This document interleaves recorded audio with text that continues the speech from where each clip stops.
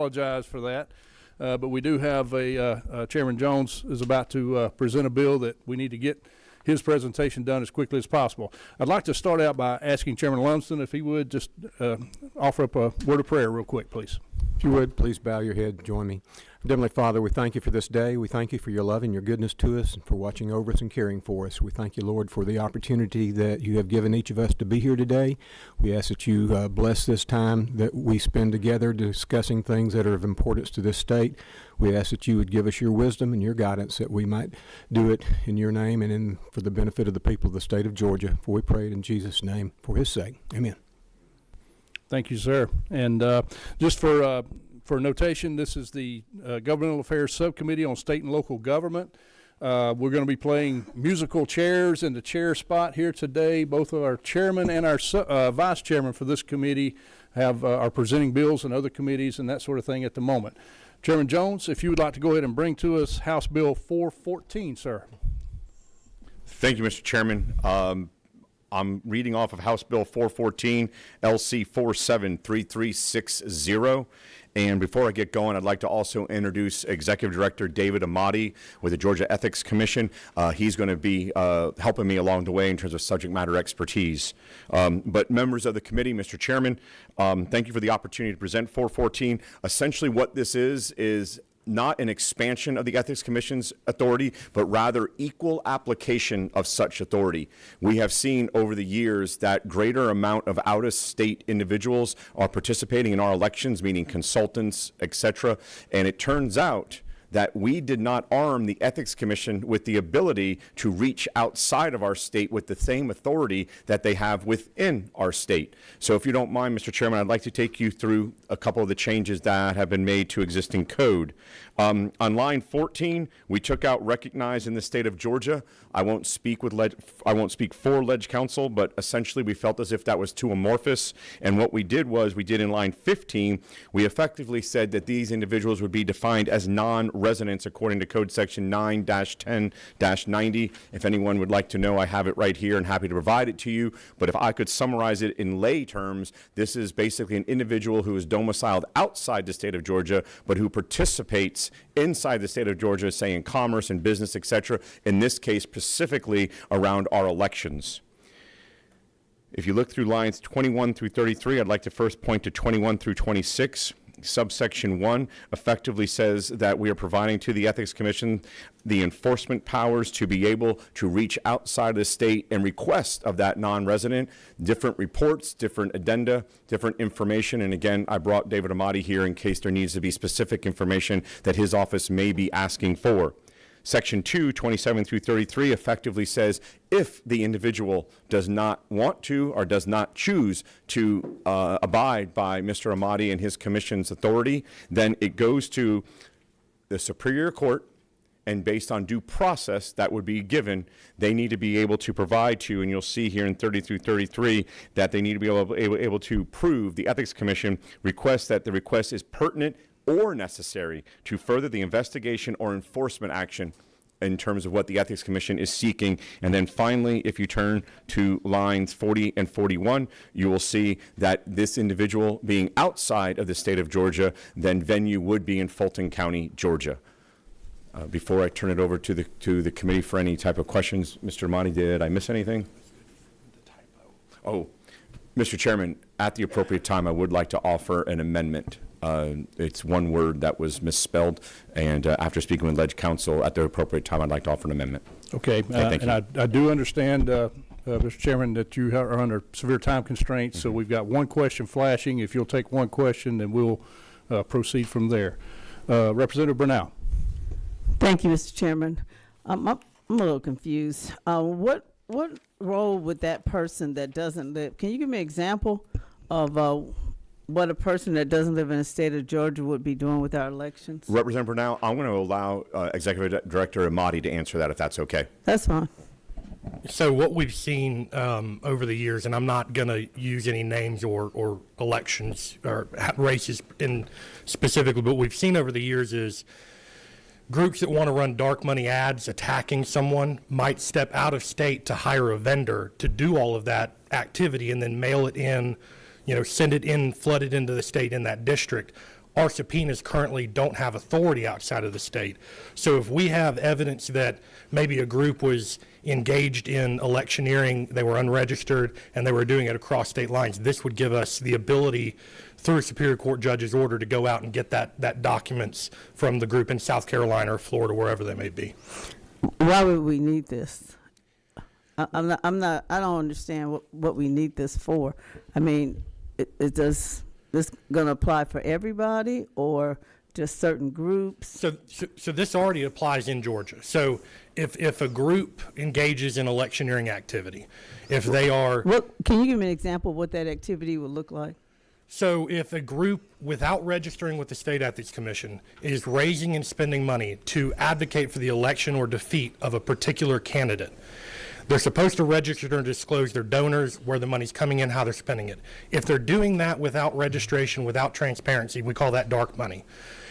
In Georgia, if we know who it is, and this has happened before, we can subpoena that company directly. But if they're a South Carolina company, and certain people will go out of state for that purpose, right now we have no mechanism to get that information to prove that the law was broken during that election. This would give us an avenue to do so. Can I add something? Yeah.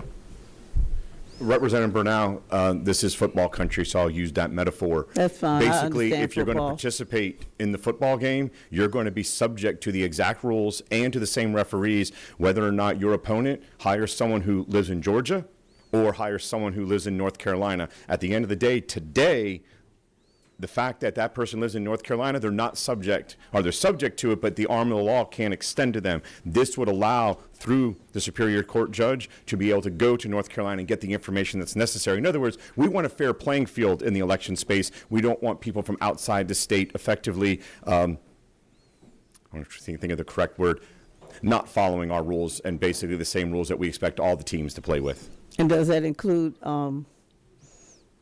Republican Party, Democratic parties, the national parties too, under this? I'm not going to speak all to, I'll let Mr. Amati speak to his, effectively his breadth of jurisdiction, but my understanding is all elections that occur in Georgia are subject to that, but I'll let Mr. Amati confirm. Chairman Jones is correct. So irrespective of who the organization is, if they're engaging in electioneering activity, they're subject to our jurisdiction. Thank you. Okay, we do have one other question. However, Chairman Jones, I know you are on a hard commitment. I'm going to, if it's okay with you, I'll let you go ahead and proceed to your next appointment. We have one other question from Representative Oliver, and I just inquired with her, and she said that Mr. Amati could answer that question. Director Amati could. Okay, So, that would be perfect. Mr. Chairman, I do need to forward that amendment. Can that be done without we me can being do here? that as a committee substitute in full committee tomorrow. We can. Yes, Okay, sir. perfect. All right. I appreciate that. Thank you so much. Okay, at this time, I'll recognize Representative Oliver. Forgive me for not knowing all these code sections. You are amending the long-arm statute and the subpoena power statute, it looks like, or do you have all that incorporated in your statute separately and independently? It's already incorporated. So this is not really amending anything. We're adding the non-resident term, which is already used in existing law. In the long-arm statute? Yes. Okay. Yeah. So we're using the case law from long-arm statute, we're using the case law from subpoena power and giving it to you in the way other litigants use it. Yes. We already have subpoena power at the Ethics Commission. Outside the state is Not the outside question. the state. Correct. That's the issue. Yes, correct. Okay. Yeah. Okay, there are no other questions. Since there will be a correction to a typographical issue with the bill, we're going to do this hearing only today. However, I will allow this bill to be introduced tomorrow as a substitute with committee questioning tomorrow if there's no other questions on the part of this committee. Okay, thank you, sir. All right, next we will move on to House Bill 318. Representative Matt Reeves, if you'd like to come take the podium and present your bill, sir.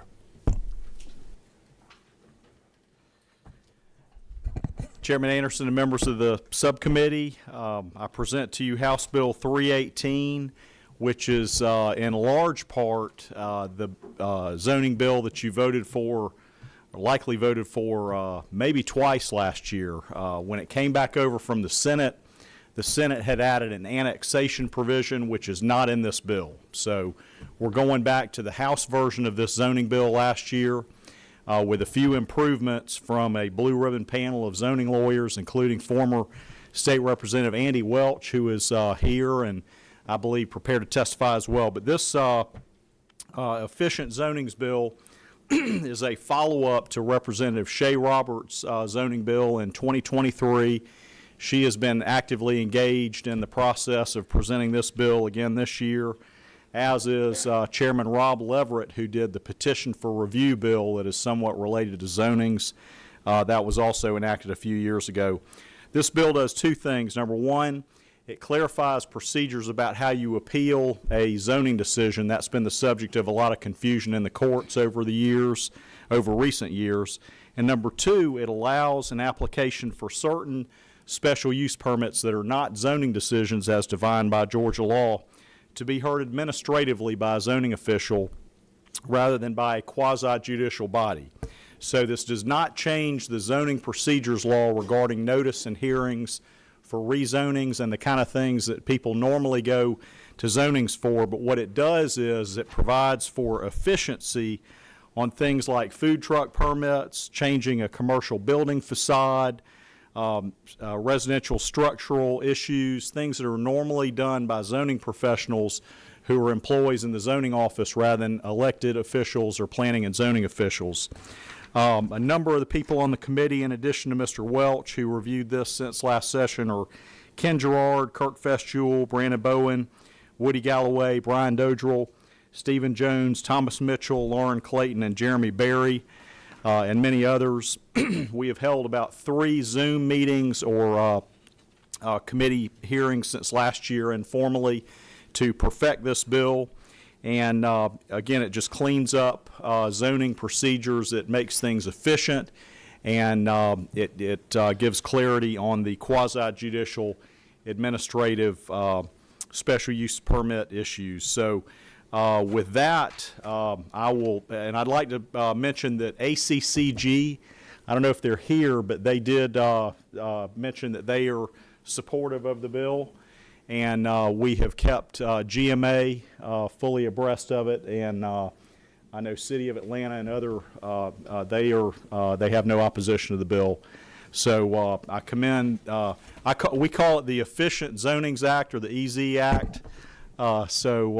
Respectfully request approval of it by the subcommittee and yield for any questions. Okay, thank you. And are there any questions on the part of the committee? Seeing none, I don't think we had anyone signed up to speak. Mr. Chairman, if I could ask for permission for former Representative Andy Welch to speak to the bill. He Absolutely. worked hard on it since last year. Right. You've had an introduction, but just introduce yourself and proceed, sir.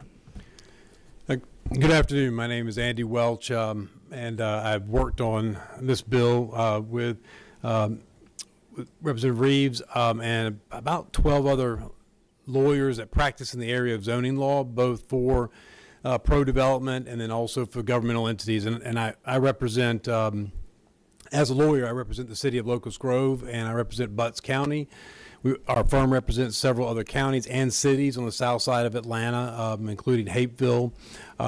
We do legal work for Lamar County. We do work for several other entities around the South Metro. And I'm here really to speak to just the practicality of the current zoning law, not the EZ zoning law that you have, or bill that you have before you. But as a practitioner, it is difficult. Some of the changes have been difficult to administer because they have gone into the administrative level of decision making, requiring the notice and procedure hearings that were otherwise reserved for just small administrative matters that were typically taken care of by an administrator and a professional that works for the government to help facilitate small changes. And so this revision, by defining quasi-judicial decision, provides clarity of the law. It also provides direction for us as government attorneys to properly apply the statute, and not in an overly broad way that is that costs the taxpayers additional monies for the additional hearings, and also by clarifying the law, it then protects the taxpayers from unnecessary lawsuits that are brought to try to sort out what was meant. So rather than going that route, the group of lawyers that got together thought it was wiser to come to you and let you clarify some aspects of the statute so that we wouldn't have to do it in the courts, which is very expensive to the taxpayers. And that's essentially our request, but I'm happy to take any questions that you have. Okay, any questions for Mr. Welch? Seeing none, thank you, sir. Thank you, sir. Oh, wait, hold on. We do have one, Representative Burnell. Thank you, Mr. Chairman. Hello, Representative. Representative, how are you? Okay, good to see you, former, but you are a representative. Will always be a representative.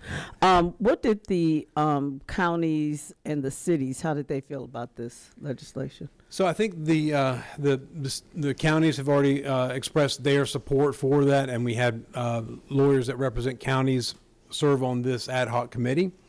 I can't speak for GMA or ACCG, but my general impression is that there is support for the bill and moving forward, and there is a general consensus that there is the need for clarity.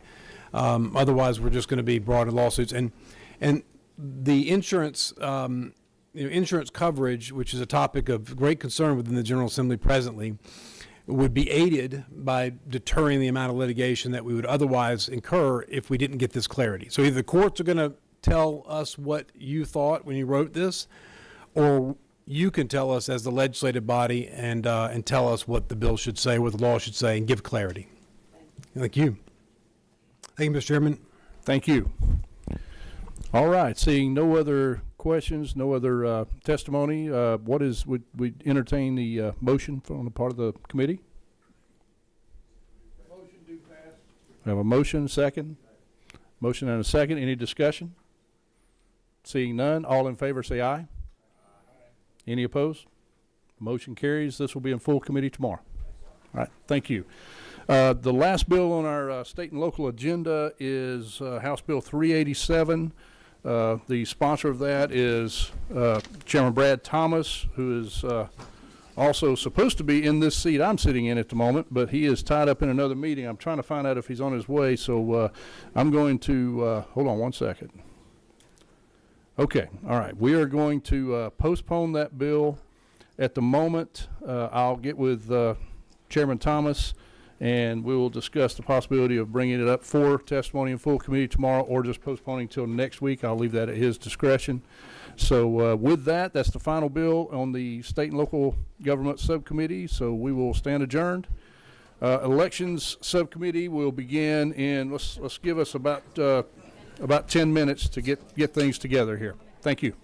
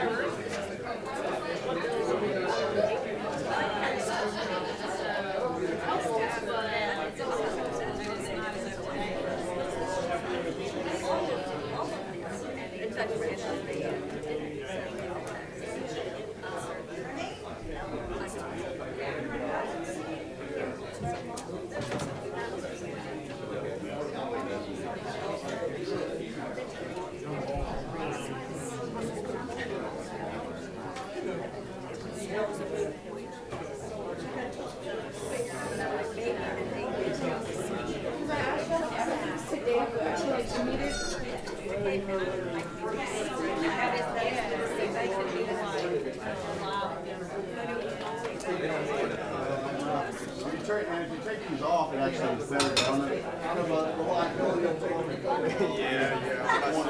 What's that heater? Is it hot back there?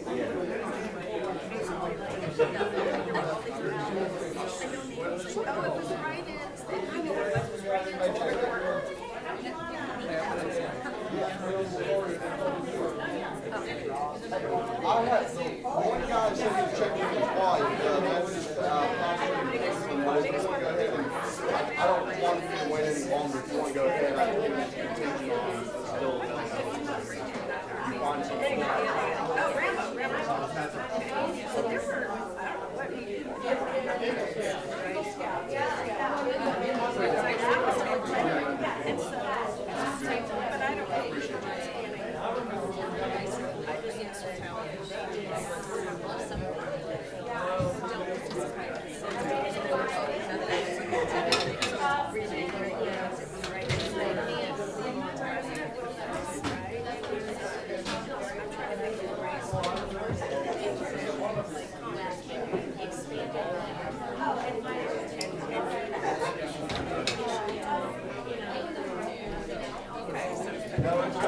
but if you take that,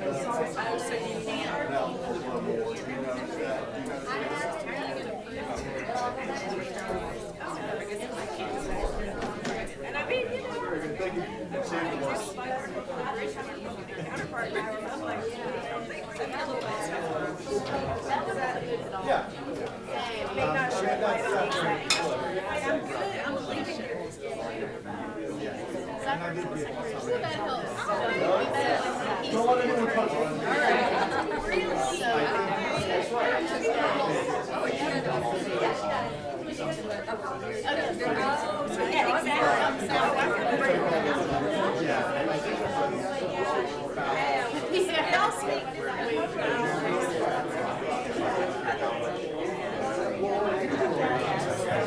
It's crazy. I mean, seriously, like, I would be a huge I would say, I would talk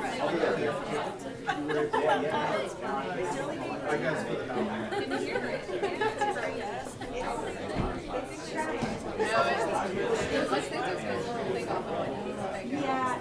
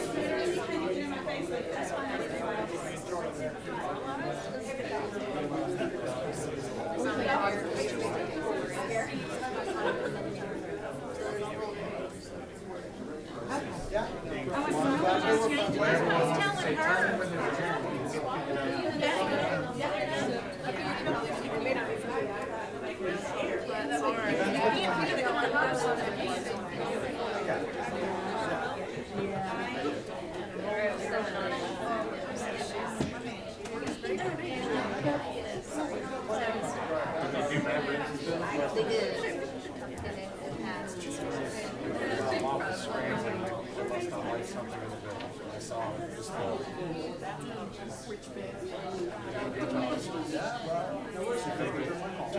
There you go.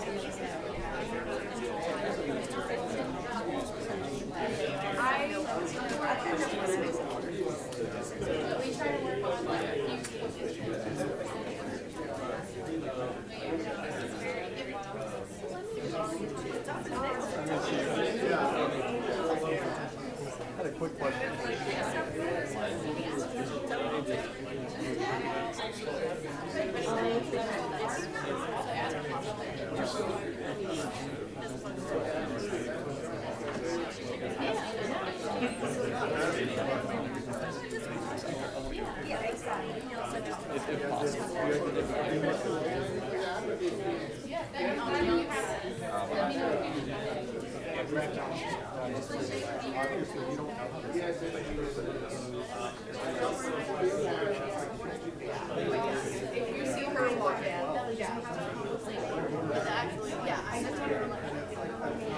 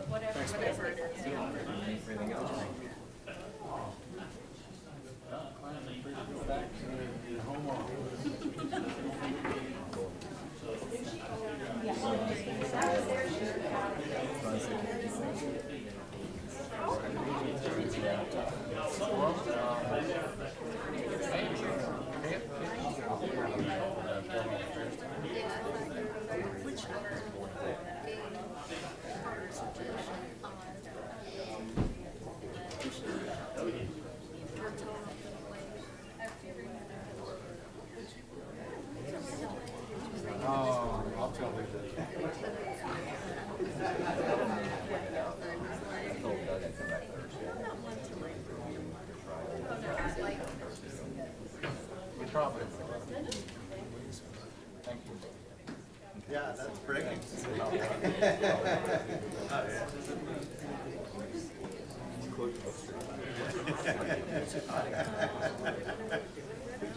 Luscious logs.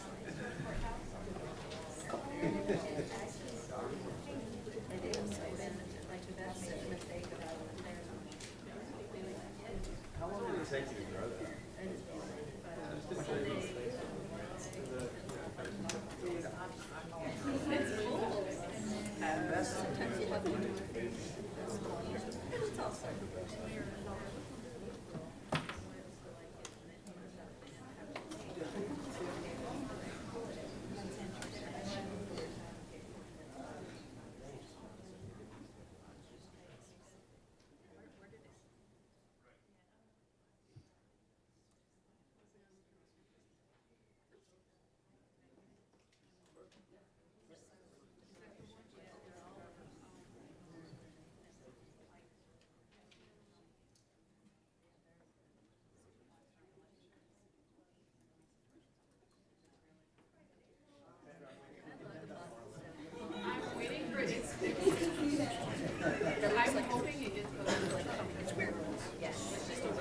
I hear they're clearing their outstanding cases from 2016.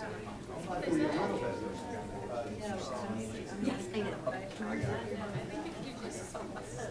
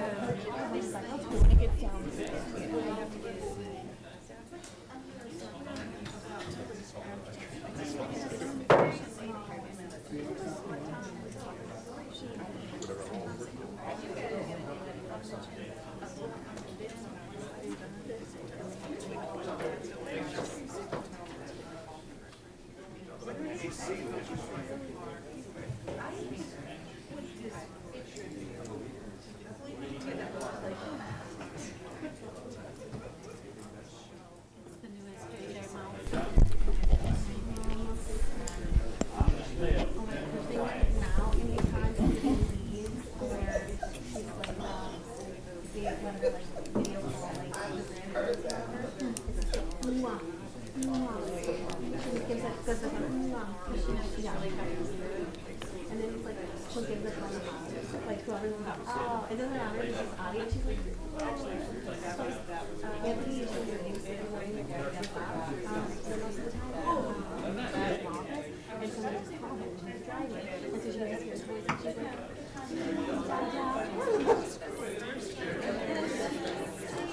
she is. So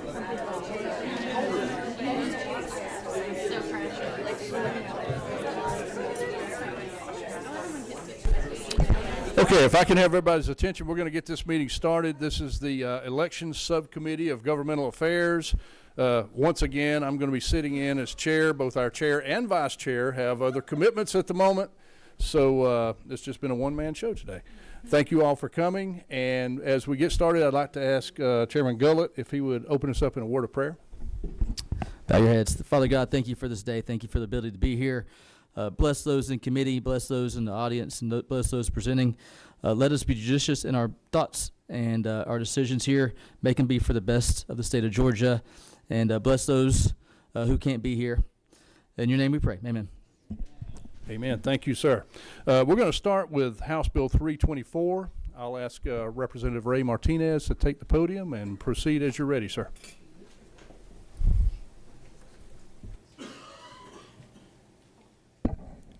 Thank you so much, Chairman and committee members.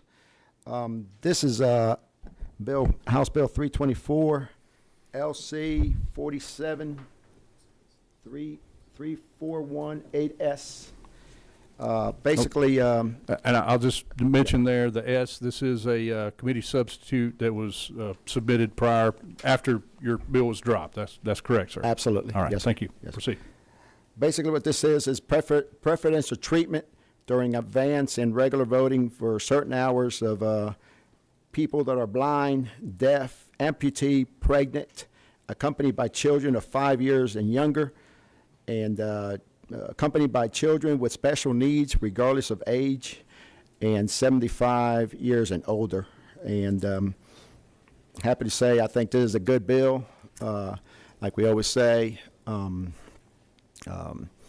let's make it more accessible for people to vote and harder to cheat, Chairman. So I'll open it up to any questions.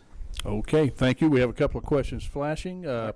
First one is Representative Adesanya. Adesanya. Thank you, Mr. Chairman. Sir. Thank you, Representative Martinez. This bill rings a lot of bells. It sounds so familiar. Is that Representative Draper's bill last year? No, sir, that was my bill, and I think she did it, and I followed up on it. So it's Thank you. That's all I got. oh, okay. Okay, thank you. And Representative Chairman Saines. Chairman Saines. Thank you, Representative. This is a clarifying question. Yes, sir. Have you, and I know no bills, any of our bills, we all do it for the state of Georgia. But have you carried a bill before? Is this Made no first time? comments. No comments on So that. this- but this no, would be- no, sir, I have not carried a bill before, and Well, in that first- case, I got a lot of questions. Oh my Lord, I should have lied. But Could you please go ahead. reference subsection? I'm just kidding. There's only 2 sections. It's hard to confuse you with it. That's right. But I will hold for further questions just in case. All right, are you gonna? Okay, are I you think gonna wait? those questions will You're come gonna on wait for the the questions House till floor. later, right? Yeah, they'll come on the House floor if we get to That's that right. point, yeah. Any other questions on the part of the committee? Chairman, I do have a speaker for real quick. I don't think she signed up. Marcy with Gavrio. If she could have a few minutes to speak in favor of the bill. Okay. I appreciate it. Yes, we'll allow that. Come right ahead. Just come to the podium and introduce yourself and proceed. Thank you, Mr. Chairman, members of the committee. I'm Marcy Rubinson. I represent Gavrio, the Georgia Association of Voting Registrars and Elections Officials. We appreciate Representative Martinez bringing this bill. We appreciate him working with us, and we think that this bill will help ensure seamless early voting and election day voting, and we would appreciate the committee's support. Thank you. Okay, thank you. Any questions on the part of the committee for the speaker? Okay. Okay. Okay. Okay. All right. We'll suspend that for just a few moments, Chairman Saines. We do have a couple of people signed up to speak. First one.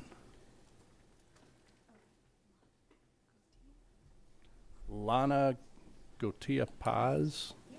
Yes, okay. Please come to the microphone and proceed.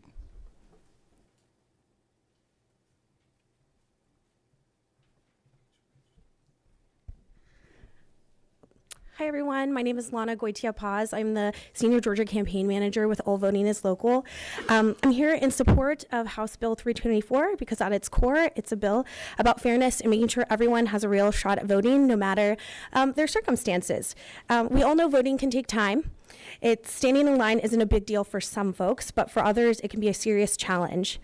For example, I'm going to bring up my own anecdote. I have a 17-month-old daughter. She's not known for her patience. So back during the general election, we waited in about a 25 minute line to early vote, and she let everybody know that she was very unhappy with that.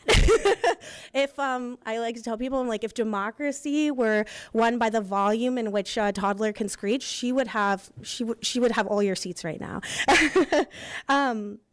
Well, I was determined to stick it out and make sure that I cast my vote. For other folks, this could have been a big deterrent. So, they might have decided to forget about it, I'll try again later, and then never make it back to vote. So this bill really addresses the reality that long wait times can disproportionately impact some voters and create a barrier to participation. But this is a common sense way to ensure that people can participate in our democracy without making the process harder for anyone. And it's a really easy measure for counties to implement as well. So we just ask you to support HB 324 and make voting easier and a little calmer for everyone waiting in line. Thank you. All right, thank you. And next we'll have comments from Rachel Lassinger.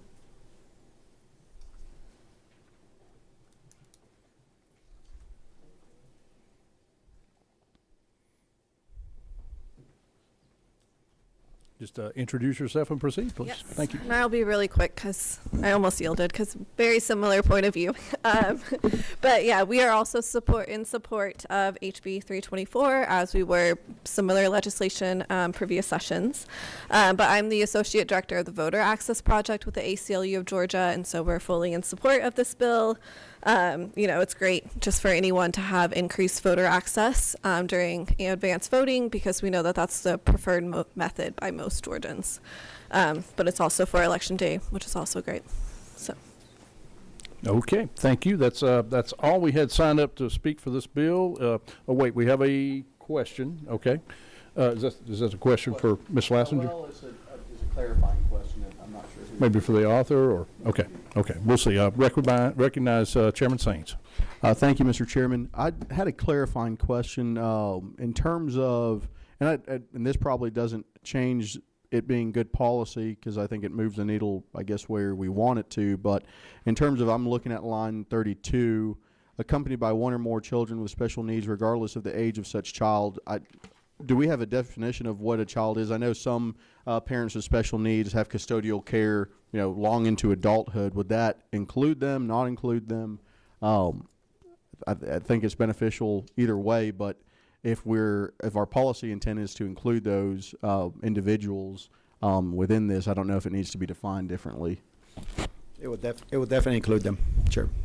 So it would include, let's say, a 32-year-old that has a 32-year-old that parents has custodial care of them, even though they're 32 and this bill says child. That might be that's not a question to trick you, even though I was hoping to find one. I guess it's a way you define a child. I will figure a 32-year-old that's been disabled and it's in full care of their parents. I think they have. All right. That just maybe something to ask Legislative Council in between the process of it going up. I don't think that's worth any kind of stay, but it would be something I think some Georgians would be interested in. Okay, we will be hearing this, and we will be hearing an election bill or bills at a future full committee. So that may be a question you want to get an answer for between now and then. Okay. We'll work on that. Okay. Yes. All right. Okay. Thank you. Any other questions on the part of the committee? Okay. Motion to do pass. Okay, we have a motion. And we have a second. Second. All right. Any discussion on the part of the committee? All in favor, say aye. Oh, wait, hold on. We do have. Yeah, I'd like to propose an amendment. Okay, Chairman Gullett, go ahead and tell us So- what your amendment would be. So last year we passed same bill. We had actually had the age from 75 to 70. So that would be line 14, striking 75 and putting 70, as well as 27, 75 to 70, and as well as 31, 75 to 70. I don't know if there's anywhere else there. But that's what I'm proposing to do, just lowering the age slightly. I second that motion. Okay, we have a motion for an amendment and a second. Any discussion on the amendment? Seeing none, all in favor of the amendment, say aye. Aye. Any opposed? Okay, now we are back to the original bill as amended by the Gullett amendment. Any other discussion? Hold on. We're going to recognize Legislative Counsel Stuart Morelli. If I could just get the committee's permission to also update the title to reflect the amendments change, the title of the bill will also need to address the age change. Yes, sir, and I would assume that, would we need to amend that motion, or is that? I mean, just if y'all just, or if you, a motion to allow me to make, the conforming title change should be sufficient. Gotcha. Okay, do we have a motion? We have a motion and a second. Any discussion related to the authorization of Legislative Counsel to amend the title? None.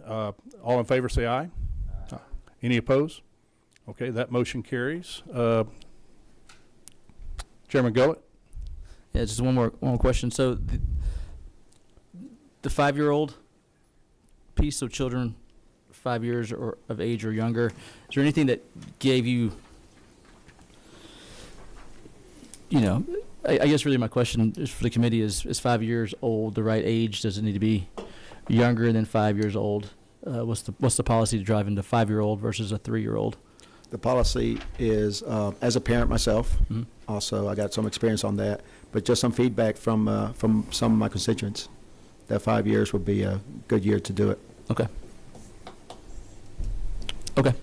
Okay, any other discussion? All right, we have a motion to approve the bill as amended. All in favor say aye. Aye. Any opposed? Motion carries. We will be in touch with you about what we're going to be doing as far as full committee on elections. Okay, thank you. Thank you. All right. Next bill, we're going to have House Bill 397, Representative Tim Fleming, Secretary of our committee. Representative Fleming, just proceed at your pleasure, sir. This is also a substitute to yes, sir, the Mr. original Chairman. bill. So. Thank you. Yeah, we're working off of LC 473417S.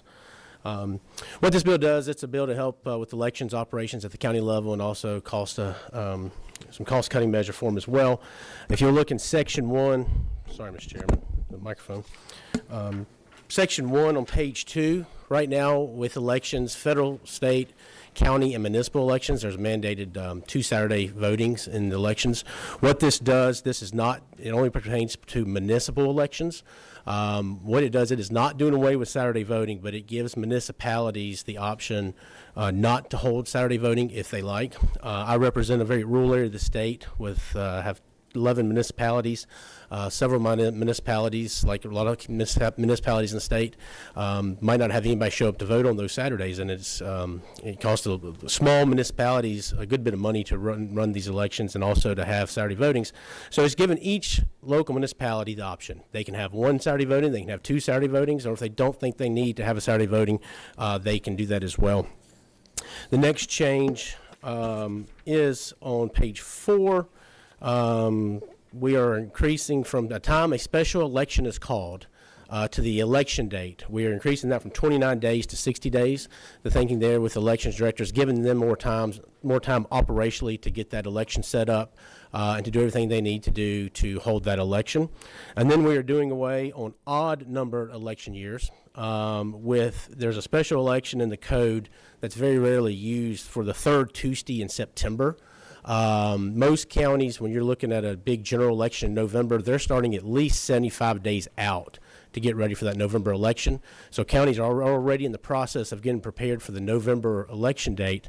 What this would do would eliminate that third Tuesday in September on odd years, and it would just let that election wait until the general election in November, which is 48 to 50 days after that.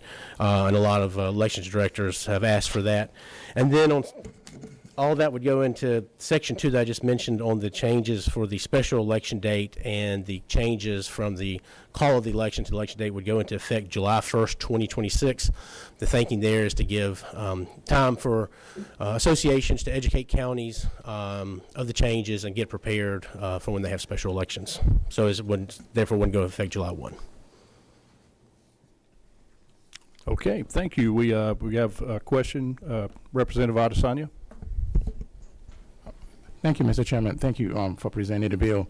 You mentioned that some counties or some cities reported to not having anyone showing up on Saturdays for election. And as I listen through, Saturday is the main time that me and my wife usually find the time to go vote. So I don't know why this bill is necessary. And you said, cities within your area that nobody shows up on Saturday at all? Yeah, I represent some municipalities that are, they're 300 and 400 people. I mean, they're small municipalities, but they still have city councils, they still have local government, and they still have to have their municipal elections, and they fall under this. So it's not doing away with Saturday voting. Each municipality and county, they can decide if they want to have Saturday voting 1 or 2 days. So it is not saying that they're not allowed. They can have the Saturday voting. It just gives them the leeway to make that decision for their municipality. Just a quick follow-up. So, and I appreciate that. So it doesn't take it away. They can choose to opt in if they want to. That's and right. Other cities across other counties, other areas can decide to keep Saturday voting if they wish to do so. That's correct. All Yes, right. sir. Thank you. Okay. Representative Alalia. Thank you, Representative, for bringing this bill. 2 quick questions. So currently, correct me if I'm wrong, municipalities are mandated to make Saturday voting available? That's correct. And this bill would restrict that voting option unless the municipality opted in, correct? I don't say it restricts it. It leaves it up to that municipality to decide what they want to do regarding Saturday voting, whether that's one Saturday or have 2 Saturday votings. They're still allowed to do that. For me, I mean, it's taking an option away that they would have to then go through a whole nother process to gain back, right? Well, I think it leaves it up to each local municipality to decide what's best for their community. When you have, obviously you look at, say, City of Atlanta, they're going to need those 2 Saturdays. They're going to use every bit of that 2 Saturdays. But there are a lot of municipalities throughout the state that they don't need it. Yeah, I'm just thinking about, any Georgian, right? So it might not apply in Atlanta, but if a county in another part of the state did not want to opt in, it would limit their ability to vote on Saturday. And to Representative Adesanya's point, so many families in Georgia's have grown used to having that option, especially we're talking about folks who work, Monday through Friday. You're trying to rush and get kids to school in the morning. You're trying to get back home and fix dinner in the evening, and you don't have but that Saturday option. And my fear is, again, I'm glad it's not taking the option away entirely, but it's creating additional hoops for that municipality to have to jump through in order to provide that voting option. And so I get hesitant anytime that we're making it more difficult for Georgians to have options to vote. That's my kind of sensitivity around this bill. And my second question was going to be just the cost. I know you had mentioned that there's a cost burden, just given that the supposed inefficiency of having a Saturday available for individuals to vote, but maybe the traffic or the volume doesn't justify the cost. Do you have any figures or data to support I that? don't have figures from each county and each municipality, but I do know, when they have Saturday voting, they're mandated to have a certain amount of people there. They're mandated to be open a certain amount of time, and that is a cost for any municipality. And when they look back at historically over the last several election cycles to see, what their Saturday voting looked like, and that would help them make the decision. Do they have the funds? Because some of these municipalities are small. It's really a burden on them that we ask them to do this. Yeah, I understand the intent. I just, again, any time that we're making voting more difficult or voting options, anytime we're reducing those options, I'm just uneasy with that. But appreciate you. Okay, Chairman Gullett. Thank you. So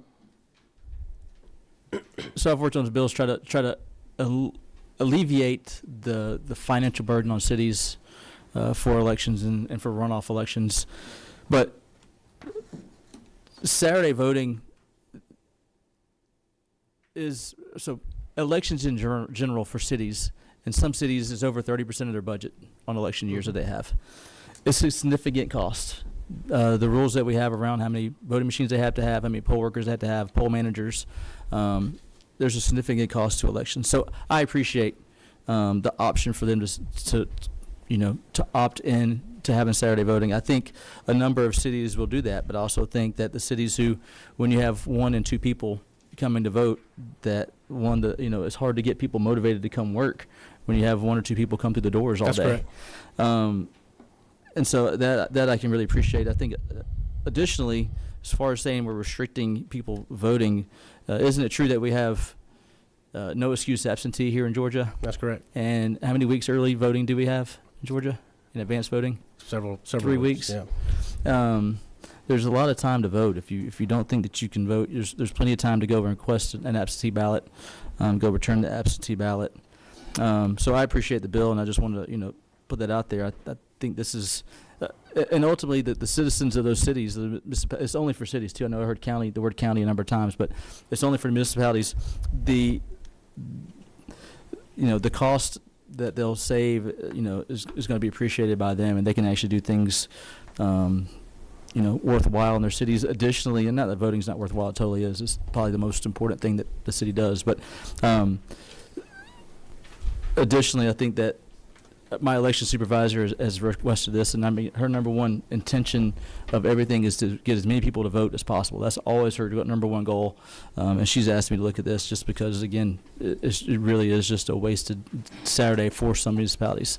That's right. So, and the citizens of those cities will hold their electeds accountable. If they don't have a Saturday voting, and they thought they should, they're up for election, and That's right.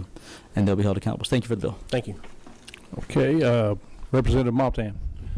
Well, thank you, Mr. Chairman. And to kind of piggyback on Chairman Gullett's comments there, I represent a city who, on Saturdays, they may not have a single soul walk through the door.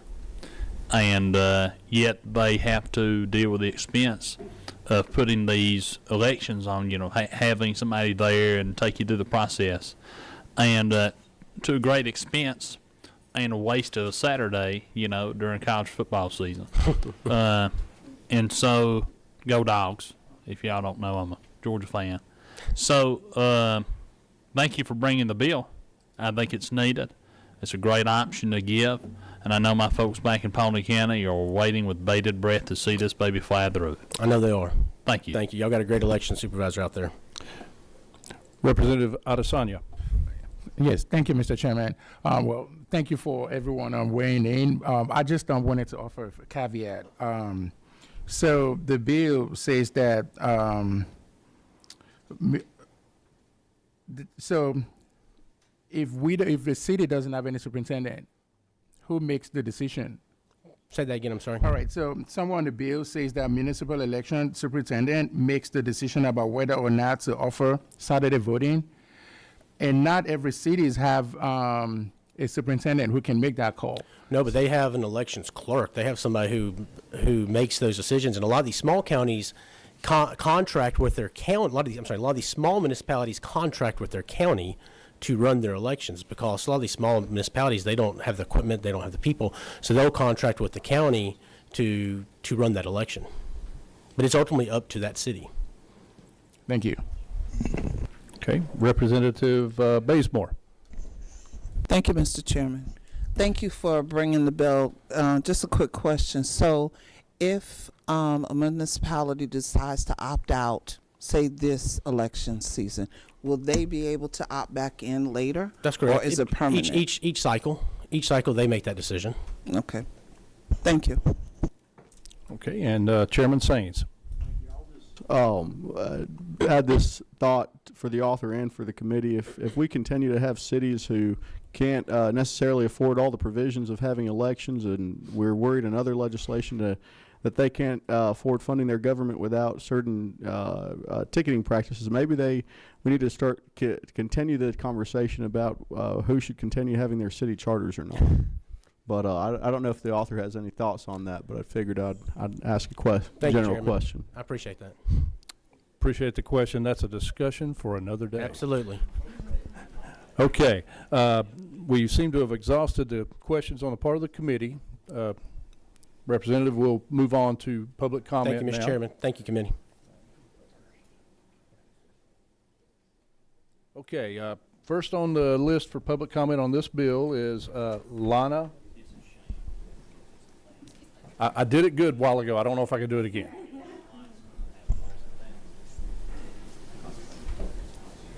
If you will, just introduce yourself again and proceed. Yeah, of course. Hi, everyone. I'm Lana Goitia Paz again with All Voting is Local. We are in opposition to this bill because it makes it harder for people to vote, especially those who may already face challenges getting to the polls. For many Georgians, myself included, Saturday voting isn't just helpful, it's essential. Not everyone has the flexibility to leave work on a weekday to vote. Many people work long hours, maybe are juggling multiple jobs, and simply cannot get to the polls Monday through Friday. For example, where I live, our polls are for early voting especially, they're usually open 9 to 5, so right during the workday. So Saturday voting is one of the only chances folks get to have their voices heard. And as we know, municipal elections are really important. We want to encourage people to turn out. The Saturday voting isn't just a tool for people to be able to exercise their right to vote, but it's also a safety net in case, maybe somebody requests an absentee ballot because they can't go to the polls Monday through Friday. Well, Saturday voting is still an option for them, right? If that absentee ballot doesn't get there in time or something happens. We know running an election isn't free. Counties have to pay for staff and equipment and the support to keep that polling place open for the weekend. But if counties are struggling to afford that, then the solution isn't cutting voting access. It's to make sure they have the funding they need to run elections. The same with cities. So voting should be accessible for all eligible voters, including those who work and are caregiving, and we really encourage y'all to keep Saturday voting as an option for municipal races and make sure it's mandatory. Thank you. Okay, if you could hold on 1 second, I think we do have a question right here. Chairman Gullett. Thank you. So for the cities that is important, I think it's still an option. It's an option for the cities to opt in. So it's not an option. Right. I think our concern... It's just not a mandated option is what you're saying. Right, and our concern is that if a city doesn't opt into that, and so it's no longer a requirement, then there are people who still need that option who aren't going to have it, and then therefore aren't going to be able to cast their vote. And we're worried about even if something is only used by 200 or 300 people, it's still really important to those 200 or 300 people. What about 2 people or 3 people? It's still important to them. Those are still 2 or 3 people whose, I think we can both agree that those 2 or 3 people should have 100%. the opportunity to cast their vote, and that's still a really important vote. Yeah, and there's absentee, no excuse absentee, 3 weeks of pre-voting. There's election day voting, 7 to 7. There's lots of options. I agree. I want an opportunity to vote. It's just, it's a really heavy mandate, and I hope that you're respecting how heavy of a mandate it is. I don't know if you know. 100%. I understand that it's a lot of work for elections offices, and we are very sympathetic to that, right? And I think even we would be happy if this bill were even amended to make it so you have to have just 1 Saturday. Maybe 2 is overkill. I agree. Like small municipalities, they might not need 2, and voters might not need 2, but 1 is still. It's still, even if it's if it's still important to only a few people, it's still important. And that's like our position on this bill. Thank you. Thank you. Okay, I think we may have one more question, if we may. Representative Alalia. Thank you, Chairman. Is there any precedent or any knowledge of states that allow some municipalities to hold elections on Saturday and others not to? I'm just thinking about consistency and information getting out to voters, and how that can be confusing. I think that uniformity and consistency is helpful, but do you have any reference or knowledge of other states who allow some to and others not to? Yeah, I don't have it with me right now, but I'm happy to follow up with you after this hearing to make sure you have that information and we can like answer that question fully. Because I think that's a really great point too, is because we all know it can be confusing when one city is doing one thing and one city is doing another, and they're within the same county, and we know that that can create confusion among voters, right? And so I think that's also a fair point to bring up is how do you. I think it could potentially alleviate one burden right on the election office, but you're creating another burden for them in the hurdle of voter education that you're going to have to overcome, because people are going to be showing up, and it's just confusing if one city is doing one thing and one city is doing another within the same sort of area. So, thank you. Okay, thank you. Next, we'll ask Cindy Battles to come up.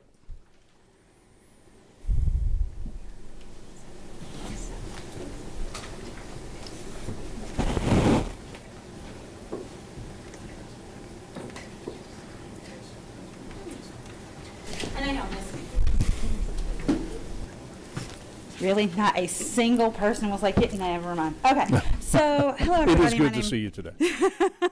My name is Cindy Battles. I am the policy director with the People's Agenda. We are, in fact, shockingly enough to y'all, opposed to HB 397 as it's written. I do have a quick question, and I recognize I'm not supposed to ask questions, but there was an LC number that I did not recognize. I had a conversation earlier with the sponsor, and I don't know that the language on the LC number I have that starts on line 34 actually says that municipalities could have one or two Saturdays. The way it reads in the version I have, it would have shall not include any Saturdays unless otherwise provided by the municipal election superintendent for the relevant municipality. So if that's the language y'all have, then the way that I read it, and I know you were going to go to Ledge Council, is you either have 2 Saturdays or you have 0 Saturdays. So I would ask for that clarification. Again, I've talked to the sponsor and all of the co-sponsors. We could actually support this, I think, if there was one mandated Saturday. I understand. I was asked if I knew how many voters showed up on Saturdays, and so yes, I have the numbers for every county for like the last 3 or 4 elections. I understand that there are Saturdays where no one shows up or 5 people show up. In municipalities where elections are sometimes decided by 8 votes, those votes are important. I have the numbers for absentee ballot rejections in the last several years that have been rejected because they weren't returned on time because the United States Postal Service is a mess. If we are going to sit here, who are we going to tell that their vote isn't important? Yes, elections are costly. From 2019 to 2024, how many unfunded mandates have been passed by the Georgia Assembly and the State Election Board? In McDuffie County, the gubernatorial race in 2018 that had a 60% turnout, it cost McDuffie County $300,000. In 2023, their municipal elections cost them $384,571. Turner County, 2018, $68,000. 2023, $140,400. You have election supervisors who are making so little money that they're deciding between groceries and their husband's medication. Eliminating Saturday voting isn't going to fix that problem, but it is going to reduce voter access.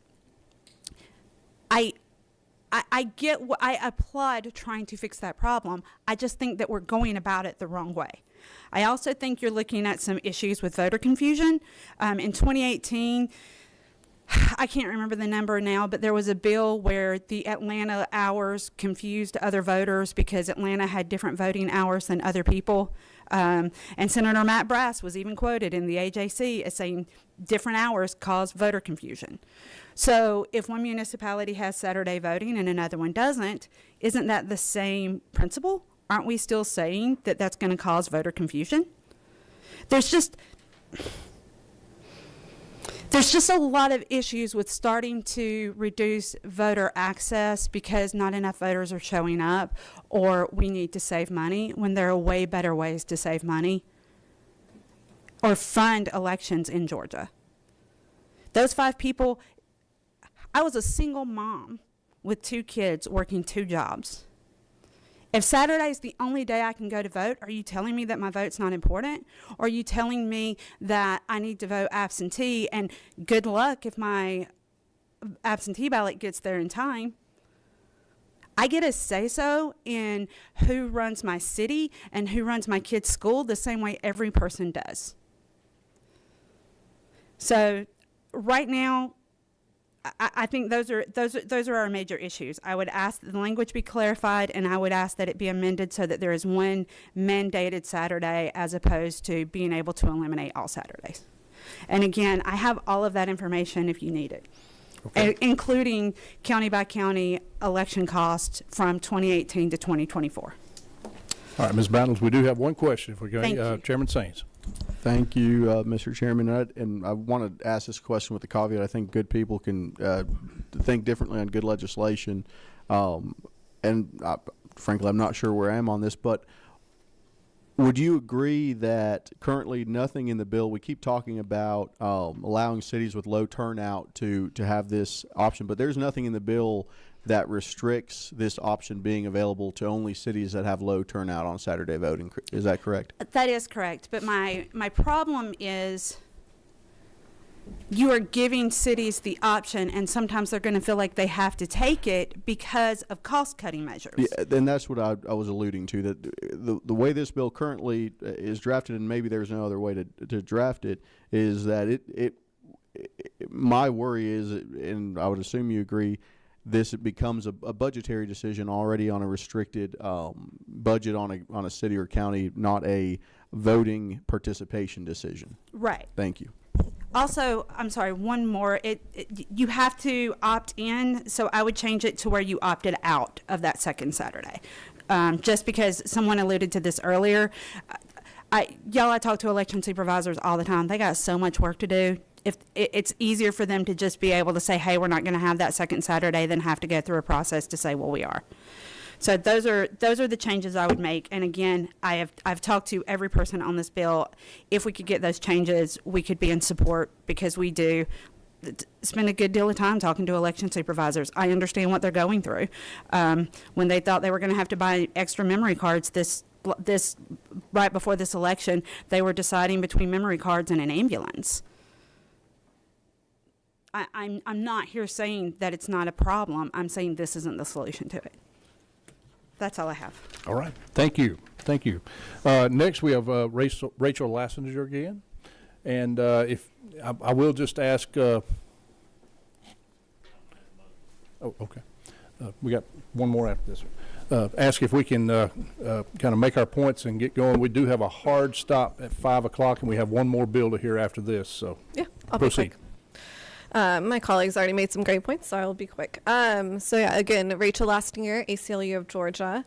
We're also in opposition of HB 397 as it currently is written. This bill fails to guarantee necessary voting access for municipal elections. Many municipalities currently include Saturday as part of the early voting period for municipal elections, and this bill would no longer encourage them to do so. And it creates a norm that there should not be Saturday early voting during municipal elections. As we have said, Saturday voting is very essential for many Georgians, especially ones who work Monday through Friday.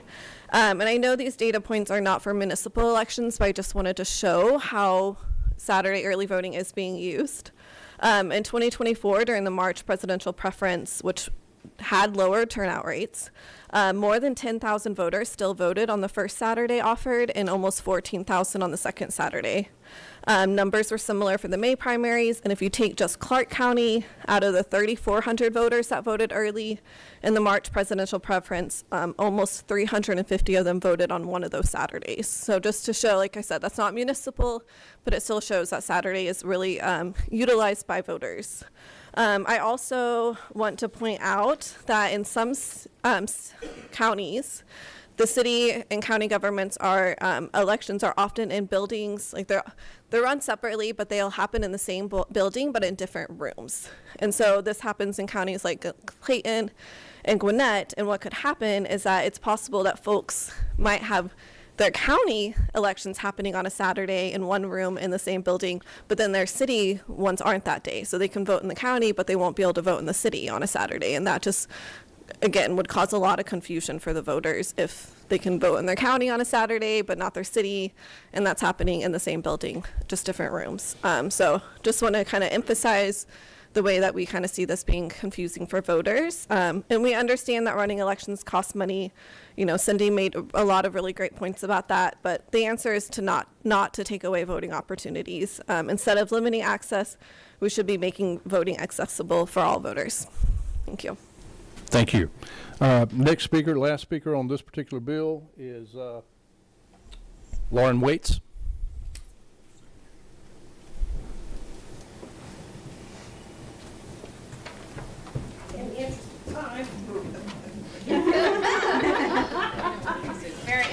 We appreciate the dedication. I'm Lauren Waits. I gave about 800 hours of volunteer time in Fulton County over the past year to work on the panelist process, where Republicans and Democrats sit side by side and make sure that every vote counts.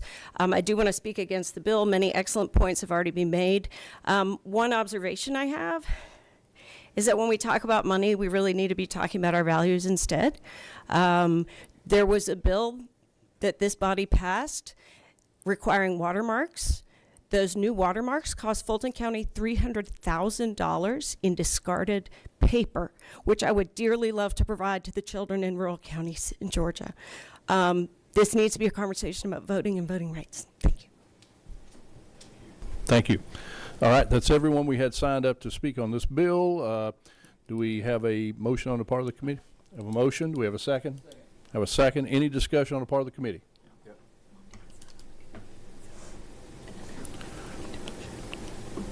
Okay, all right. All right. Okay. We got a quick amendment. All right, hold on. We're gonna come back to our motion. Representative Montahan, it's just been brought to my attention that we don't have you on this subcommittee. Actually, you're on the state and local. So I'll entertain a motion from a committee member. Motion.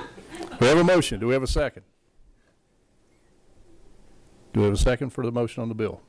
Second. We have a second. Okay, now we're up for discussion. I'll recognize Representative Alalia.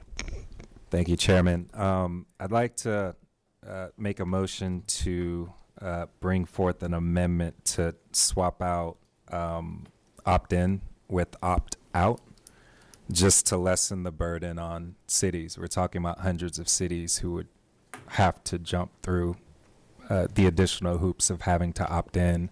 If this is geared toward those cost burden cities, then give them the option to opt out. Okay, before we accept a second on that motion, can you actually give us the location? Yeah, and it's the lines 35 through 37. Stuart, I'd love any guidance you can provide on this. Is it as simple as just saying in any municipal election shall include unless otherwise provided by, just remove the not? Okay, I will recognize Legislative Counsel. I think it can be accomplished by deleting not and any on line 36.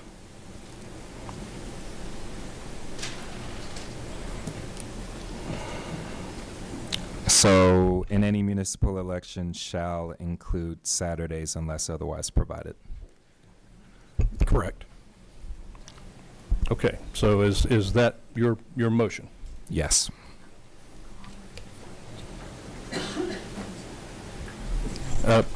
Good point. Along with any conforming changes that may occur to the title of the bill, that sort of thing, is part of your motion? Yes. Understood. Okay. Yes, Chairman. Okay, we have a motion. Do we have a second? We have a second. Any discussion on the motion? I'm going to recognize Chairman Gullett. I just want to make sure, it says shall include Saturdays. The law already governs how many Saturdays there can be. Okay, thank you. Okay, that clarifies your question? Yep. Okay, thank you. Any other discussion on the motion? Okay, we are to vote on the motion for amendment. All in favor say aye. Aye. Any opposed? Okay, the amendment carries. So now we are back to the original bill as amended with the Lallier amendment. Any further discussion on the bill? All in favor say aye. Aye. Any opposed? No. Okay. The ayes have it. This was your amendment? Yeah. With your, okay, gotcha. All right. The bill passes as amended and will be eligible to be called to full committee when we get to that point. Now we're going to move on to the last bill on our list.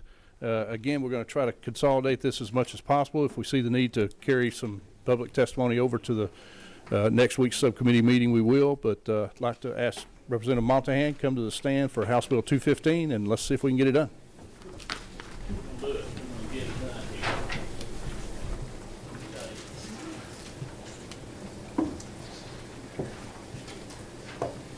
Whew, that air conditioner's broke.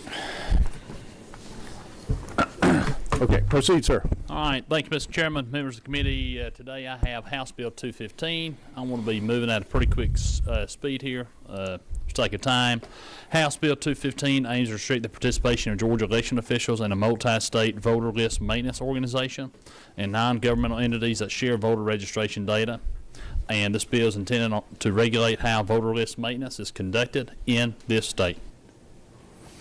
A few key provisions. It has a prohibition on multi-state voter list maintenance organizations, prevents the Secretary of State and state agencies and local election officials from joining or participating in multi-state voter list maintenance organizations. It requires termination of participation in prohibited organizations within 90 days of the bill's effective date. Let's see here. It removes authorization for the Secretary of State to be part of a non-governmental entity that shares voter registration information. Eliminates the ability to share confidential voter registration data with those such entities. Let's see here. It maintains an exemption for certain voter registration documents from public disclosure. Allows voter registration data to be shared only with authorized government agencies for voter registration purposes. That's pretty well the gist of the bill, Mr. Chairman. If I may, I'll kind of give you some idea of what we're looking at here. Over the last several years, we have currently been in under contract with ERIC, which is a voter list maintenance organization. This organization, over the last 2 to 3 years, has lost a multitude of members. I believe the last count I had was 9 members have left over the last 2 years. I believe there's another 5, 6, 7 states that are leaving or have bills to leave this year, making the data and its network totally ineffective. This bill would seek to pull us out and seek other state authorized options.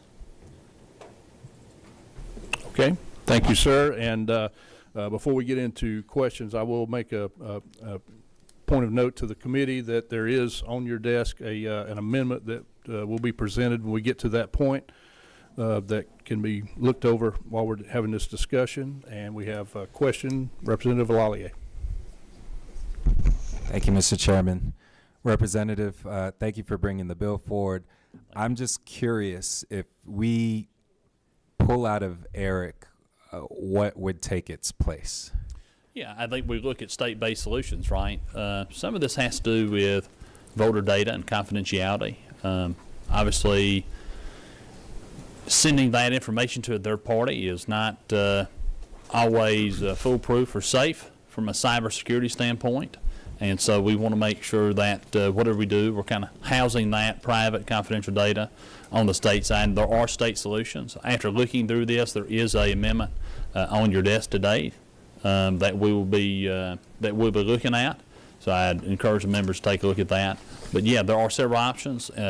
State-based compacts with the states around us. I think we're going to hear some testimony and from one of the other members on the committee that has a little experience in this field. I think we're also going to get some testimony from some others. Yeah, I mean, you mentioned just how critical it is to safeguard voter information, and it's hard to pull away from a pretty intricate system without having one, identified.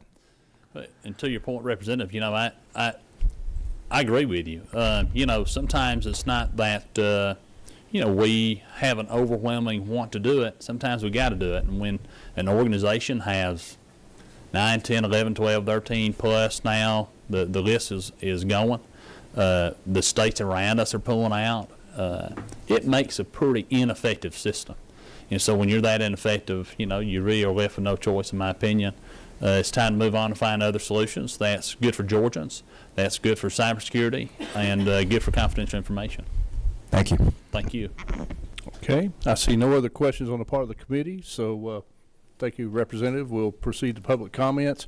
And again, we've got about 20 minutes, and whatever point we're at that time, we will suspend and resume with public comments at our next subcommittee meeting first thing. So the first person we'll call up is Blake Evans from the Secretary of State's office.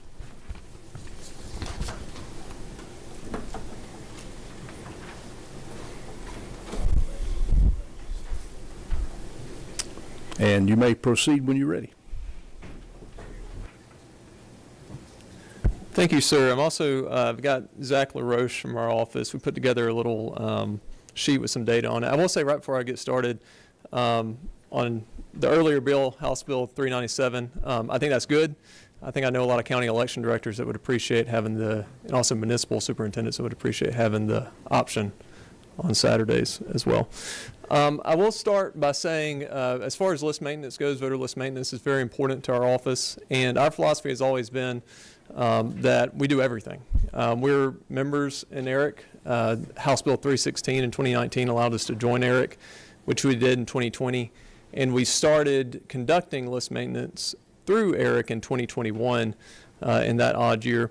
We also, in addition to ERIC, do a lot of other things. We have state-to-state agreements with the state of Alabama, the state of Virginia, and others. And then on the bottom of your sheet there, you'll see some other statistics from other list maintenance mailers that we conduct. But a few things I want to point out. We are members in ERIC. And one of the great things about ERIC is that the states that are members in it govern ERIC. And so we in Georgia actually govern ERIC. For the past year, I've served as the chair of the ERIC Executive Committee, where we've been able to sit in and pass budgets and do some really productive things with the other states that are members of ERIC. ERIC is the most, in my opinion, the most secure and efficient mass voter list maintenance tool that is available. There are 23 other states plus the District of Columbia that are a part of it. I mentioned that we have the state-to-state agreements. One of the benefits of ERIC for our staff, which is a pretty lean staff, is that we're able to hash the data file that we have for ERIC and send it over to them, and they can quickly do a comparison with the 23 other states plus the District of Columbia and send us back that data within a couple of days, which is very, very helpful. In comparison, in the state-to-state exchanges that we've done with Virginia and ERIC, it takes about 20 times the amount of staff time just to conduct it with one of those states is what it does to get results from the 23 other states through ERIC. I want to point out that we only conduct list maintenance through ERIC, and we also detect illegal voting through ERIC. We do not do any kind of voter registration activity through ERIC. Last year, we received an exemption from what they call the eligible but unregistered report, which means that we do not do any mailings to people who are unregistered here in Georgia. The only activity that we do is list maintenance. And then, as you'll see in the fourth bullet point, we have referred through data from Eric 74 cases of potential illegal voting to law enforcement. So after every even-year general election, Eric will do a cross-state comparison of voter history files and find people who potentially voted in multiple states. And then we will do research on those. And we've referred 74 cases from 2020 and 2022 to law enforcement there. Eric also serves as our vendor for NCOA data, and also they give us access to the Social Security Death Master File, which means if somebody moves out of the state of Georgia and then dies, we can, and they end up on the Social Security Death Master File, we can get that information. A couple other things I want to point out is Eric is funded by its member states, so that's how it gets its money to be able to run, is we pay dues, so do the other states. And then for the past 4 years, so since 2021, as you see at the bottom there, Eric has provided data for 71.78% of the list maintenance mailers that we've conducted. And one of the unique reports that they're able to provide that we're not able to get through other sources is that cross-state comparison report, where they're able to run matches to see if anybody has more recent driver services activity, so maybe another state's DMV, or voter activity in another state. They send that to us. We send a mailer out. The other thing that I'll point out is you'll see on the, and this is the final thing, you'll see on the table at the bottom the NGE list there. That is every 2 years we conduct a cancellation mailing, essentially, for voters that have been in inactive status for 2 federal general elections consecutively. So they're not active, they've been inactive, and after 2 federal general elections, even year general elections, we can cancel them. That's in law, that's a process in law.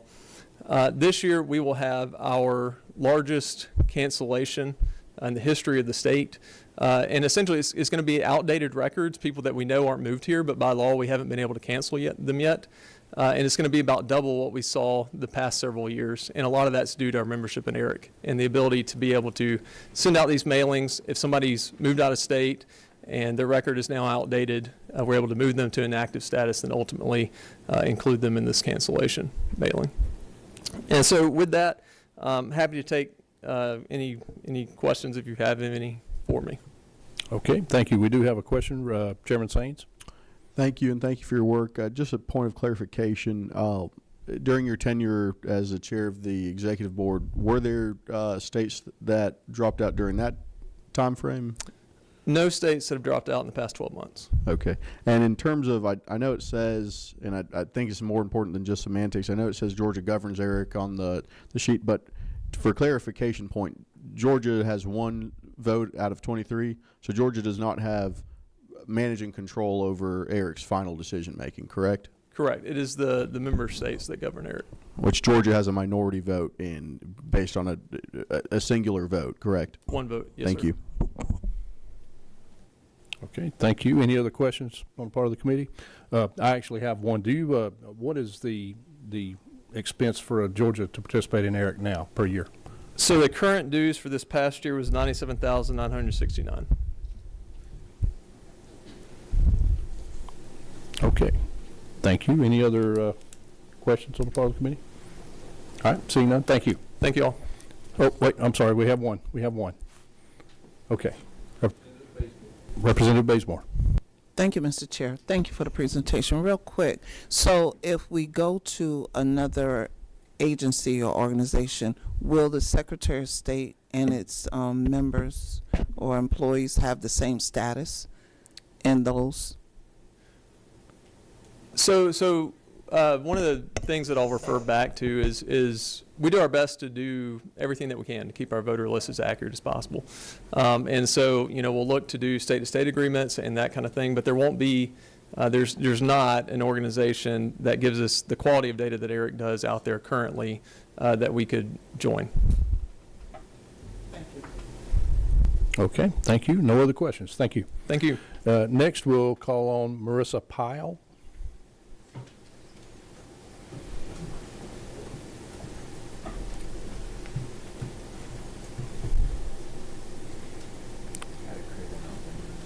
Yeah, I know, that's what I was thinking.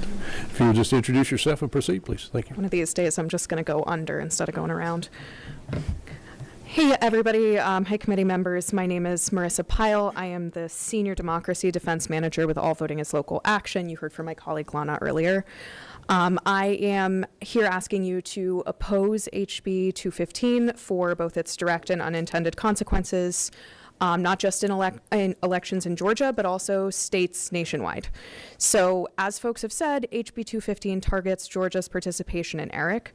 And just to explain, like, the nuts and bolts of what ERIC does, it is, as the Secretary of State's office explained, a collaboration between 24 states and Washington, D.C., where Georgia is a member. And what it does is these states exchange information like residency changes, updates in voter registration, deaths, moves, all things that are happening every day, all of the time nationwide. ERIC is really crucial because there is no one central place where that information lives. And without it, updates for voters who've passed away, moved, registered to vote elsewhere, would make it much harder for Georgia and the Secretary of State's office to get that information to maintain our voter database. So in recent years, some states have exited out of ERIC. And I just want to talk a little bit about what the consequences have been of that, because across the board, we have seen these states scramble to make agreements individually to fill these gaps. This has been documented extensively with internal discussions that have been released via open records requests. And election officials at the state level for these states have stated very clearly that it made their jobs more difficult. It created a lag in updating our voter rolls. And our Secretary of State's office has repeatedly testified to its efficacy. Without ERIC, Georgia would be forced to seek these individual piecemeal agreements instead of having access to this 24-state database. And it has no guarantee that we will reach those agreements. Rather than a single membership that has one central cost, we would also be forced to negotiate those costs individually, which likely would end up being much more costly. The way that ERIC works is that dues are determined by the size of your state. So for example, we have, the size of voters we have, and those dues are proportionate to the number of voters and the information that we bring.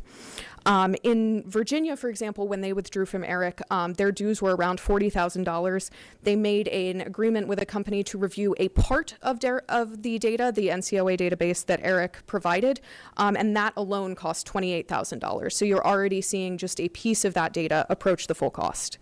Finally, I also ask you to consider the consequences outside of Georgia as well for the other 24 member jurisdictions.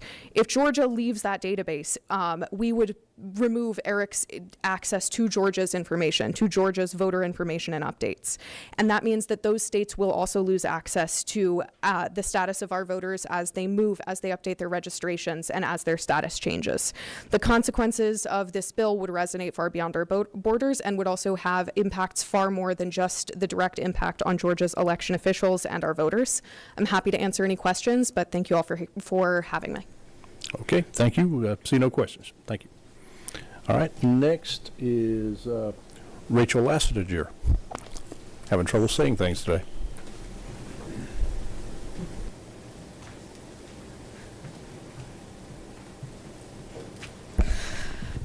Sorry, lots of opinions today. Rachel Lastinger, ACLU of Georgia, and I'll be quick.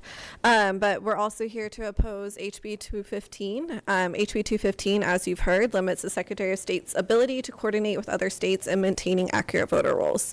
When voter list maintenance is conducted with poor accuracy, voters can be wrongfully removed or denied access to the ballot box. The Secretary of State's ability to coordinate with other states and join multi-state partnerships such as ERIC allows for the state of Georgia to have rapid knowledge that a voter has registered in another state and various other data points. The state of Georgia can then allow its voter list maintenance process to take place, which will remove a voter from the rolls once they have been inactive for the requisite number of election cycles. Georgians want accurate voter rolls. We know this.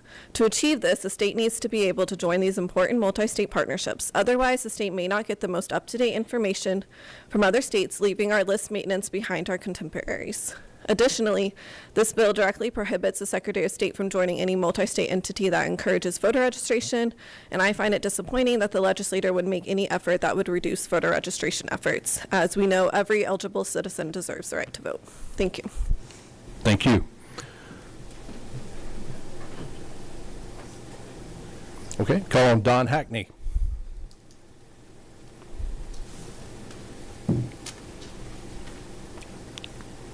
Mr. Hackney, if you'll just introduce yourself and proceed, sir. Thank you. Thank you. I'm Don Hackney. I'm a retired attorney from here in Atlanta, and I've testified before in front of committees of this General Assembly and also the State Election Board on voting issues. I believe and hope that it's the goal of everyone in this room for our state to maintain accurate voting rolls. And yet I'm sad to say that HB 215 regarding the ERIC network does the opposite of that. It takes away one of the best tools that our state has for achieving accurate voting rolls. ERIC is a partnership, as we've heard, of 24 states, including red states like South Carolina, like Kentucky, like Alaska. ERIC uses state-of-the-art data matching technology, a robust and safe data sharing program, and widely accepted informational security standards. All of this vastly improves Georgia's ability to maintain accurate voting rolls. The Secretary of State's office has an enormous professional incentives to maintain these accurate rolls, and as we've heard, they strongly support ERIC. In our current national climate of government efficiency, it would be extremely inefficient and costly to force our state to replicate ERIC on a one-off basis with each of the 24 states. Lastly, it seems to me that the bill's biggest problem with ERIC is that ERIC in general encourages states to promote voter registration, which, by the way, strikes me as a goal that we should all encourage. But the reality is, as we've just heard from the Secretary of State's office, Georgia has been exempted from that requirement. So please, let's keep ERIC and live up to our shared goals of accurate voting rolls. Thank you. Thank you, sir. Next, Lauren Waits. I'm going to cede. There have been enough other views stated. Okay, thank you very much. And our final sign up today is Mr. Garland Favorito. And Mr. Favorito, if we can keep it very quickly, we really need to take action in about 5 minutes here, if we can.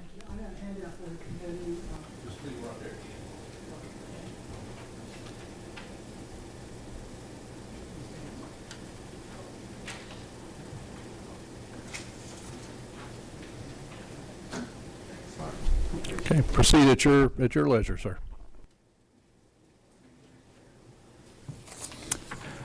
Thank you, Mr. Chairman. My name is Garland Favorito, co-founder of Voter GA. We've been leading the election integrity movement here in Georgia for about 20 years, and our 20,000 supporters support this bill for the reasons that you have in your handout. We think it's one of the best bills that has been introduced so far in this legislative session in terms of elections. The first thing, none of the other speakers have mentioned what the ERIC agreement actually says. It says, as you see on your first page here, slide 2, within 60 days of certification date, and at least every 60 days thereafter, the member shall transmit all inactive and active voter files to ERIC. ERIC is receiving our personal identifying information right now, and that includes driver's license number, last four of social security number, phone number, email address in their own database without our consent. That should be a concern to everyone, regardless of your political party affiliation. In addition, the ERIC member agreement also says that all license identification records contained in the motor vehicles database are also transmitted to ERIC. Now, these are drivers who never registered to vote, and yet their data is going to ERIC, including their PII, without their knowledge. That should be a concern to almost any driver in the state of Georgia. So, excuse me, I'm going to have to flip this. There's several violations of public law and trust here, as you can see on slide 4. First of all, the Secretary of State has no legislative authority to transfer unregistered driver PII to third parties. The transfer violates their own memo of understanding between DDS and the Secretary of State's office. It also violates the Federal Driver Protection Act, the Privacy Protection Act, 18 U.S.C. 2721. Transferring the data from ERIC, they then in turn give it to CEIR, and CEIR is the Center for Election Innovation and Research, and that is another violation of the Driver's Privacy Protection Act, which I'd like to go into more detail about that, but since we don't have time, I'm just going to move on. We talk about the effectiveness.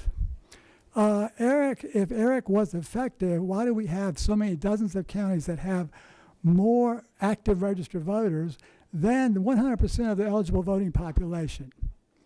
We also know that we have 59,200 ballots that were cast in the 2024 election from invalid and unknown addresses. That's based on a cast study, which I'll try to tell you about in a minute. The EAC also has shown that ERIC states actually are less successful than non-ERIC states at removing voter registrations, and you have your percentages there on slide 6. ERIC only has 23 states left, representing only 42 million registrants. So it has not improved the accuracy and efficiency of our voter registration system, and that is required under OCGA 21.2.225. There are many, I've got at least 9 states that have left ERIC recently. In fact, even to yesterday, the state of Utah voted to leave ERIC. So I'm not sure where all this other stuff is coming from that I'm hearing. Let me just talk about the solutions. I'm going to wrap up. Somebody, I think Representative Olaye asked, well, what do we do? So first of all, there are many, many ways. Only thing that ERIC does is use NCOA. And that is insufficient to ensure the integrity of the election, which is what their claim is supposed to do. There are other ways we can do this, and we don't have to give our PII to a third party. We can use the state-to-state exchange, American Association of Motor Vehicles Administration. We can use the UPS's CAS system, which is Coding, Accuracy, and Support System, to detect invalid addresses. We can use out-of-state voter registrations that can be matched to detect permanent moves, and property tax records, all without third-party access, all without giving our data away. And I'll leave it there. Okay, Mr. Favorito, we do have a question. Representative Lallier. Thank you, Chairman. Great seeing you again, Mr. Favorito. You too. 2 quick questions. You mentioned quite a few states that have pulled out of ERIC. Yes. 9 In the states. years that they've pulled out, what alternative system, one that's safe and secure, have they established?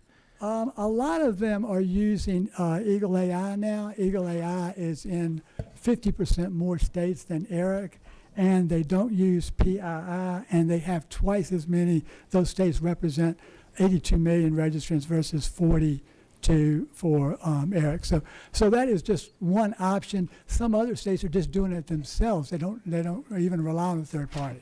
And how much would it cost the state to set up an alternative system?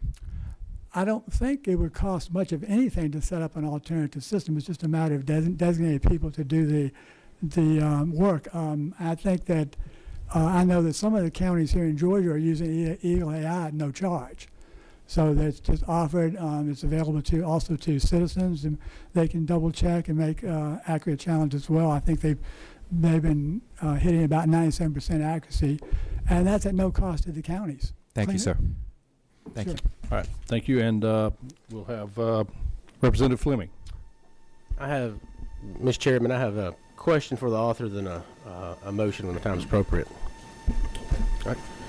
Representative, of the 5 border states that touch Georgia, how many of those states are a part of ERIC? Thank you, Representative. It is just one that touches Georgia right now, and that's South Carolina. It's the only remaining state that borders us. And do you know the data of those 5 states, what percentage of new registrants to Georgia and people leaving Georgia are coming to and leaving those states? About 75% of new registrants are from our border states. Okay. Thank you. Thank you, and I believe I left your mic open. I make a motion, do pass. Motion and a second. Any discussion on the part of the committee?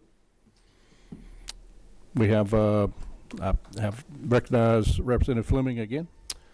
Mr. Chairman, and I do have this on the desk, an amendment to the bill. As several of the speakers had mentioned that they were worried that this would not allow the Secretary of State to join any other compacts. To do anything, what this amendment does, it authorizes the Secretary of State to enter into voter list maintenance joint compacts with other states and to authorize the sharing of driver's license and identification card information to provide those conditions for entering such compacts at the Secretary's discretion. Also allows the Secretary to withdraw from any of those compacts when he sees fit. Okay, so that is a description of the amendment. The members of the committee actually have the verbiage of the amendment on a single page in front of you. I believe, can confirm with me, Representative Fleming, if that is AM 470134. Yes, sir, that's correct, Mr. Chairman. Okay. Chairman Saines? I'll second, and if the chair would allow a comment afterwards. Okay, we have a motion and a second, and yes, please proceed for a comment. So, clarifying question. I know we often see bills related to interstate compacts.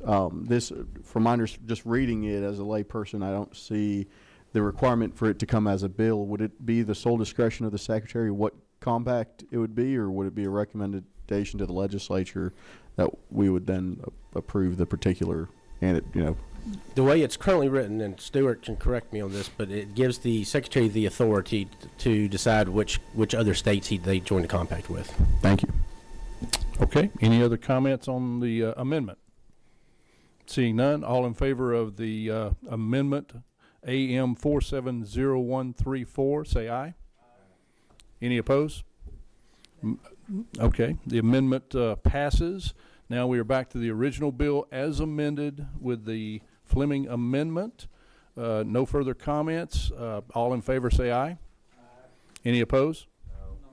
Motion carries. This bill is passed as amended, and we will proceed this to full committee, and you'll be notified when it's ready to go. With that, we're adjourned. Thank you.